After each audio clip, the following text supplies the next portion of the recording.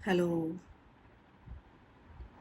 जरा बोलावंसं वाटलं इकडे, कारण कालची जी अहमदाबादची घटना होती, जो विमान अपघात होता, तो प्रचंड भयंकर होता आणि त्यानंतर अर्थातच आपण सगळेच डिस्टर्ब झालोय.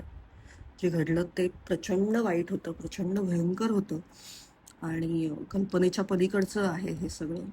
आणि त्यामुळे राहून राहून एकच विचार सतत मनात येतोय की यार, हे आयुष्य किती अनप्रेडिक्टेबल आहे. कधीही काहीही होऊ शकतं. लाईफ इज सो अनप्रेडिक्टेबल आणि आपल्या हातात काहीच नाही आहे. आज मी आत्ता तुमच्याशी बोलतीये, उद्या मी तुमच्याशी बोलतीये का नाही मला माहीत नाही.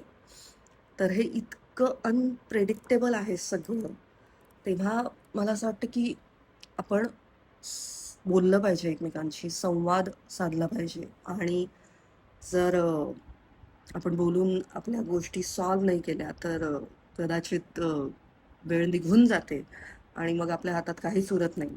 त्यामुळे बोलून सॉल्व्ह केलं पाहिजे. जे काय तुमच्या मैत्रीत, नात्यात दुरावा असेल तर बोला आणि सॉल्व्ह करा. संवाद हा फार महत्त्वाचा असतो. संवाद हा फार ताकदीचा असतो. आणि ते म्हणतात ना की बहुत अंदर तक जला देती है वो शिकायतें जो बयां नहीं होती.